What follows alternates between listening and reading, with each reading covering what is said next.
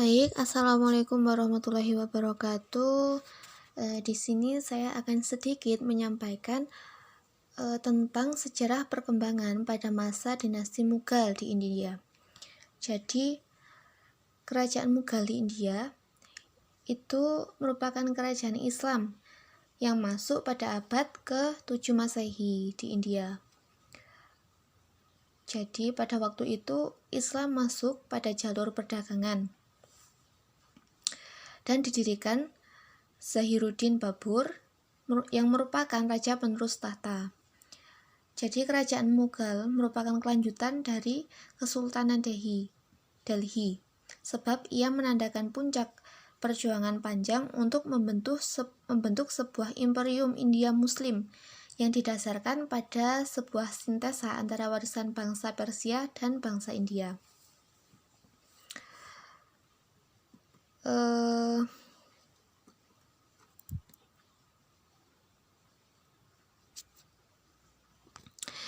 Jadi sejak Islam masuk ke India pada masa Khalifah Al-Walid dari dinasti Bani Umayyah yang sebelumnya melalui ekspedisi yang dipimpin oleh Panglima Muhammad Ibnu Qasim, peradaban Islam mulai tumbuh dan menyebar di anak benua India. Nah, kedudukan Islam di wilayah ini berhasil menaklukkan seluruh kekuasaan Hindu dan serta mengislamkan sebagian masyarakatnya India pada tahun 1020 Masehi. Jadi Islam pada sejarah itu masuk di India pada tahun 7 Masehi yang bertepatan pada sekitar 8 tahun 800-an. Pada waktu itu setelah Ghaznawi hancur, muncullah beberapa dinasti kecil yang menguasai negeri India ini, seperti dinasti Mamluk, Kholji, Tughluk, dan yang terakhir dinasti Lodi yang didirikan Bahlul Khan Lodi. Jadi raja penerus tahta pada dinasti Mughal yaitu yang pertama yang mendirikan yaitu Zahiruddin Babur. Pada ini tahunnya bisa dilihat. Terus dilanjutkan dengan Raja Humayun yang memiliki anak Akbar atau Jalaluddin Akbar, dan yang selanjutnya itu dilanjutkan oleh Jahangir, dan sampai penerusnya ada 5, yaitu sampai Bahadur Shah II.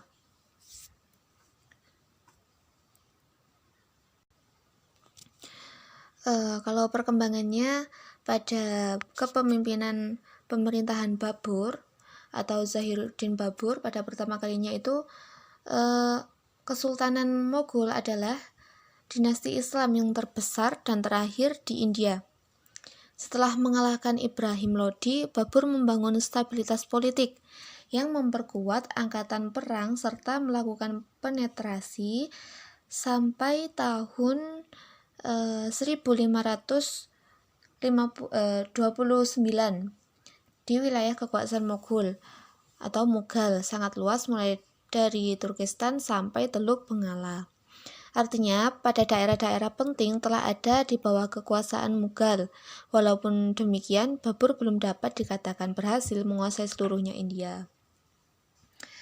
Jadi pada waktu itu kekuasaan India itu masih belum menyeluruh. Setelah itu digantikan oleh pemerintahan Humayun pada tahun 1530 sampai 1556 Masehi. Pada tahun tersebut, pada tahun 1530 Babur meninggalkan 2 putranya, yaitu Humayun dan Kamran. Humayun naik tahta menggantikan ayahnya yang menghadapi berbagai persoalan seperti gerakan desintegrasi dan ancaman usaha menjatuhkan kekuasaannya, termasuk dari saudaranya sendiri. Jadi pada waktu itu banyak perang saudara. Waktunya lebih banyak untuk menyelesaikan masalah-masalah tersebut. Ancaman paling berat adalah dari Afghanistan. Kekuasaan besar disiapkan untuk menghadapi Sher Khan dari Afghanistan yang berusaha merebut Agra. Humayun sempat menyingkirkan sempat menyingkir dari Agra, dan dengan bantuan Syah Thomas dari Persia, Humayun berhasil menguasai Kabul kembali. Kemudian Agra juga berhasil direbut tahun 1555. Jadi Humayun itu mempunyai putra bernama Akbar yang lahir semasa pelarian pada tahun 1542. Pada tahun 1556, Akbar menggantikan Humayun yang kemudian terkenal sebagai Sultan yang gagah berani dan memiliki prestasi tinggi. Terus yang selanjutnya adalah pada pemerintahan Akbar, atau bisa kita kenal sebagai pemantapan politik. Sultan Akbar menghadapi persoalan kerajaan yang amat rumit. Dia berprinsip bahwa kekuatan negara terletak pada tentara dan administrasi. Jadi pada waktu itu banyak sekali terjadi desintegrasi atau perpecahan pada masyarakat pada waktu itu. Dan ancaman penjatuhan kekuasaan masih besar di depannya. Di antaranya seperti keponakan Sultan Syekh Shah yang bernama Sultan Muhammad Adil Shah yang bekerja sama dengan Panglima bangsa Hindu yang bernama Hemu. Tetapi kemudian Hemu justru melakukan perlawanan sendiri dengan menobatkan diri sebagai Vikramaditya atau gelar Chandragupta II yang masyhur pada abad 4 Masehi. Upaya penggulingan Sultan Akbar banyak yang gagal. Bahkan kemudian Delhi dapat direbut kembali dan perluasan kekuasaan terus dilakukan dengan gemilang.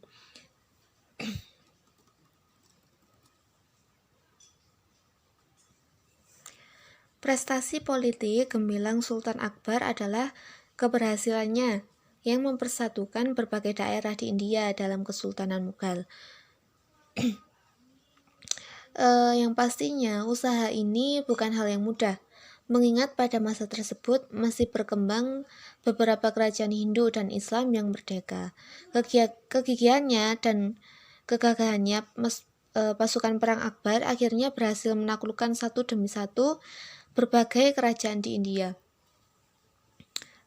Jadi keberhasilan awal Sultan Akbar diikuti oleh kegemilangan terhadap perluasan kekuasaan selanjutnya. Pada tahun 1573, Gujarat berhasil dikuasai, kemudian disusul Bengala tahun 1576. Sultan Akbar menjelang wafatnya tahun 1605, kekuasaan Mughal semakin mantap. Jadi Akbar juga melakukan akomodasi dengan masyarakat Hindu dengan melakukan berbagai kebijakan seperti penghapusan jizya dan jazyah, pelarangan penyembelihan sapi, bahkan mengangkat beberapa orang Hindu untuk menduduki menteri-menteri dan pemimpin pasukan-pasukan. Dan yang selanjutnya, penerus tahta kerajaan Mughal adalah Jahangir. Jadi Jahangir itu adalah, nama lainnya adalah Salim, yang merupakan putra Akbar atau Jalaluddin Akbar, yang dinobatkan sebagai Raja Mughal dengan gelar Sultan Nuruddin Muhammad Jahangir Pasha Ghazi. Jahangir kontras dengan bapaknya dalam menegakkan pemerintahan Mughal, terutama dalam menghadapi kelompok Hindu. Dia menghadapi konflik luar biasa dengan anaknya sendiri sampai kemudian meninggal pada tahun 1627 yang menyisakan konflik kerajaan. Kedua putranya bernama Shah Jahan dan Azaf Khan sama-sama berhasrat menggantikan ayahnya. Jadi mereka itu melakukan pertikaian atau konflik untuk merebut tahtanya. Saat terjadi konflik tersebut, yang memenangkan pada konflik yaitu adalah Sultan Shah Jahan, yaitu yang meskipun Sultan Shah Jahan itu memenangkan persaingan untuk menggantikan ayahnya, masih banyak konflik lagi setelah itu. Jadi dia itu menghadapi berbagai gejolak dalam negeri, dan ancaman perebutan kekuasaan dari negara-negara lain. Syah Jahan memiliki putra bernama Aurangzeb yang diberi kekuasaan di Deccan. Jadi pada saat Syah Jahan itu wafat, jadi raja yang berambisius telah meninggalkan berbagai bangunan penting pada masa Kesultanan Mughal yang menandai kebesaran kebudayaan kerajaan Mughal. Setelah Syah Jahan itu meninggal, digantikan oleh Aurangzeb Alamgir, yaitu anak dari Sultan sebelumnya, yang melakukan upaya pengembalian kebijakan jizya. Jadi pada pemerintahan Sultan Syah Jahan ini, kebijakan jizya pada pemerintahan sebelumnya itu dihilangkan. Terus pada pemerintahan Aurangzeb itu dikembalikan. Setelah meninggalnya Aurangzeb, situasi kerajaan Mughal semakin menunjukkan tanda-tanda keruntuhan. Sementara kelompok Maratha justru menunjukkan kekuatannya baik dalam menggalang kekuatan maupun luas wilayah. Jadi setelah pemerintahan Aurangzeb ini, banyak sekali tanda-tanda keruntuhan dari kerajaan Mughal yang tak lain juga dilakukan oleh keturunan dari Aurangzeb, yaitu ketiga anaknya, Muazzam, Azam, dan Kambakhsh, yang mereka itu saling berselisih memperebutkan warisan dinasti kerajaan. Dan yang selanjutnya adalah perkembangan kerajaan Mughal.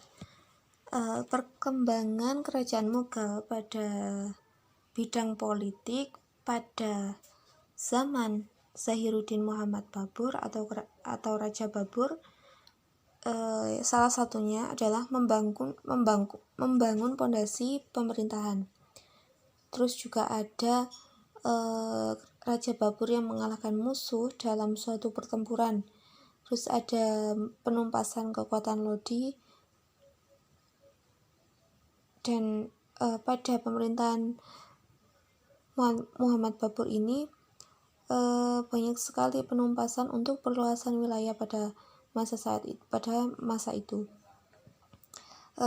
Selanjutnya pada saat kekuasaan Humayun, perkembangan politiknya yaitu ada masa konsolidasi kekuatan periode 1, terus ada mengalahkan pemberontakan Bahadur Shah, juga menegakkan kekuasaan kembali. Setelah itu pada kerajaan Akbar, perkembangannya yaitu pada saat itu Kesultanan Akbar ini, atau yang dipimpin oleh Jalaluddin Akbar ini adalah masa paling kontroversial, juga masa kebangkitan dan kejayaan, karena pada saat itu adalah masa-masa di mana Raja Akbar itu mempersatukan banyak etnis, terutama dari umat agama Hindu.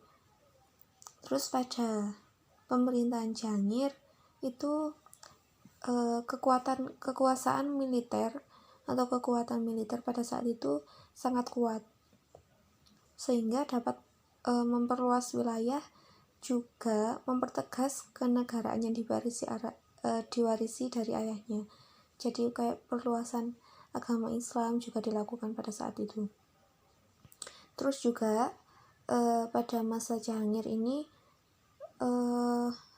pada saat itu bisa menundukkan Bengala, Mewar, dan Kangra. Pada masa selanjutnya Syah Jahan, mereka itu melakukan mulai ada disintegrasi dari banyak masyarakat, juga banyak pemberontakan. Terjadi 2 kali pemberontakan pada saat itu. Terus terdapat gangguan keamanan dan toleransi hidup beragama. Setelah itu pada masa Aurangzeb, entitas Muslim India nyaris hancur, dan masa pengembalian kedaulatan umat Islam itu ada lagi. Terus ada masa konsolidasi dua, juga mengembalikan supremasi agama Islam. Setelah itu pada waktu itu pemerintahan itu hampir saja hancur, dan pada pemerintahan Bahadur Shah II, ini raja terakhir ya, pada saat itu raja-raja pengganti Aurangzeb itu merupakan penguasa lemah. Jadi terjadi kemerosotan politik pada saat itu. Terus perkembangan ekonominya mereka itu kerajaan dapat mengembangkan sektor pertanian, terus juga perpajakan dengan sistem zakat, juga perdagangan dan pengolahan industri mulai berkembang.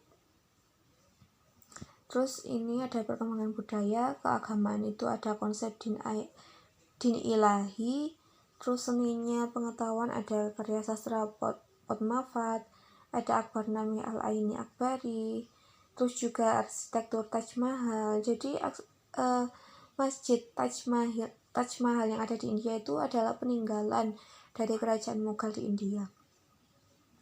Terus tidak ada kemajuan di bidang pengetahuan, cenderung taklid kepada ulama-ulama klasik. Jadi mereka itu kerajaan Mughal ini penganut agama Islam Syiah pada saat itu. Terus pada masa kemunduran kerajaan Mughal ini ada faktor internal dan faktor eksternal. Pada faktor internal ini tidak ada kejelasan lajur suksesi. Terus ada lemahnya para pewaris tahta kerajaan setelah Raja Aurangzeb itu. Terus juga ada pola kehidupan mewah dan boros. Ini para pembesar dan raja-rajanya itu pola kehidupannya itu mewah dan boros. Terus ada kebijakan puritanisme, juga ada pemaksaan ajaran Syiah. Terus faktor eksternal, yaitu faktor dari luar, itu apa saja? Ini adanya pemberontakan yang dilakukan oleh orang-orang Hindu atau Sikh. Terus juga adanya serangan-serangan dari luar seperti yang dilakukan oleh Nadir Shah pada tahun 1739 Masehi, dan serangan yang dilakukan oleh Ahmad Khan Durrani dari Afghan tahun 1761 Masehi.